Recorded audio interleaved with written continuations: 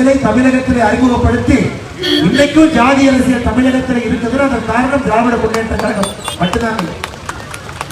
இதையெல்லாம் உழைக்க வேண்டும் என்பது இந்த யாத்திரைக்குரிய நோக்கம். இந்த பொய் அரசியல் செய்யறவங்க, ஏமாற்று அரசியல் செய்யறவங்க, இத்தனை காலமாக போலி வாக்குறுதிகளை கொடுத்து நம்மை ஆண்டு கொண்டிருக்கக்கூடிய திராவிட முன்னேற்ற கழகத்தை வேரோடு எடுக்க வேண்டும் என்பதற்காக எண் மக்கள் யாத்திரை நடந்து கொண்டிருக்கிறது.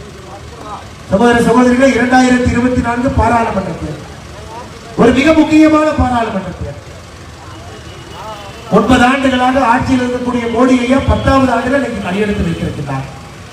2024 ஏப்ரல் மே மாசத்துல நீங்கள் அனைவரும் தீர்மானிக்க போறீங்க. பாரத பிரதமர் நரேந்திர மோடி அவர்களுக்கு 3வது முறையாக ஒரு வாய்ப்பு.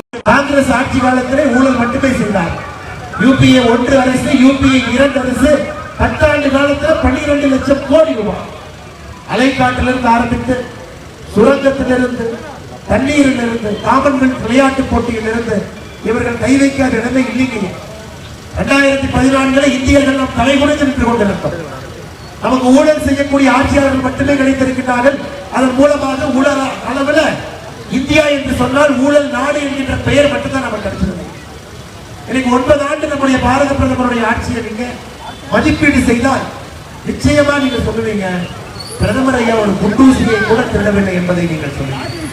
அப்படிப்பட்ட அற்புதமான ஆட்சி நம்முடைய பாரத பிரதமர் நரேந்திர மோடி அவர்கள் கடந்த 10 ஆண்டு காலமாக கொடுத்துக் கொண்டிருக்கிறார்.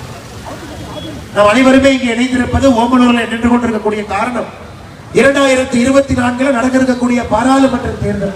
வர்றவங்க போறவங்க பிரதமராக இருக்கு. இது ஒரு சாதாரண தேர்தல் இல்லை.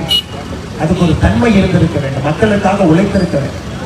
தமிழக அரசியல்வாதி தலைவர் எங்க கட்சிக்கு ஓட்டு போட்டா எங்க தலைவர் துணை பிரதமர் ஆவார். ஏங்க முதலமைச்சராக இருந்தே சந்தி சிரிச்சுட்டு இருக்கிற துணை பிரதமர் ஆகும் கிளம்பி வருவாங்க. அதனால நம்ம ஊருக்காரங்களை போட்டுப்போம். ஐயா, தமிழ்நாட்டிலே பிறந்திருக்கக்கூடிய சில அரசியல்வாதிகள் நம்மை நேசிப்பதை விட நம்முடைய பாரத பிரதமர் நரேந்திர மோடி அவர்கள் நம்முடைய கலாச்சாரத்தையும் நம்முடைய மொழியும் அதிகமாக நேசிக்கிறார். காசியிலே நம்முடைய தமிழுக்காக சங்கம் எடுக்கிறார்கள். காசி தமிழ் சௌராஷ்டிரால சங்கம் எடுக்கிறார். நம்முடைய செங்கோல பாராளுமன்றத்தினுடைய மைய கட்டிடத்தில் வைக்கிறார். உலகத்தில் லூர்தர் ஒருத்தர் விஏஓ தடுத்தாரு, ஆபீஸ்ல போட்டு வெட்டி கொண்டாச்சு. இன்னைக்கு உங்க ஊரை சார்ந்த வினோத்குமார் விஏஓ அவர்கள் கிராம நிர்வாக அதிகாரி மணல் கடத்தலை தடுக்கிறாரு. அவரையும் ஏப்ரல் 2023 கொடூரமாக வெட்டினார்.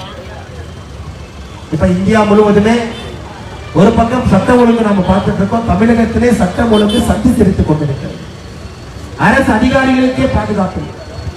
இன்னைக்கு விஏஓ சங்கம் கேட்கிறாங்க, ஐயா நாங்கெல்லாம் விஏஓ பணிபுரியணும்னா ஒரு துப்பாக்கி லைசன்ஸ் கொடுத்துட்டீங்கன்னா பாக்கெட்ல துப்பாக்கி வச்சுட்டு அப்படியே சுத்துவாங்க. இப்ப போலீஸ் பண்ற வேலையை விஏஓ பண்றாங்க. திமுக மீது நம்பிக்கை இல்லாமல் அவருடைய கடமையை செய்வதற்கு மணல் கடத்தலை தடுக்க சென்றால் விஏஓக்கு கிடைக்கக்கூடிய பரிசு என்னவென்றால் அருவாள் வெட்டு நடக்கும். யாத்திரை ஆரம்பித்த பொழுது ஜூலை 28ஆம் தேதி ராமேஸ்வரத்தில் ஐயா தமிழகத்தினுடைய கடன் 7,50,000 கோடி. இன்னைக்கு ஓமலூர் நின்றும் தமிழகத்தினுடைய கடன் குறிப்பை பார்த்தீங்கன்னா 8,34,544 கோடி. இந்தியாவிலே அதிகமாக கடன் வாங்கிய மாநிலம் நாம் தான்.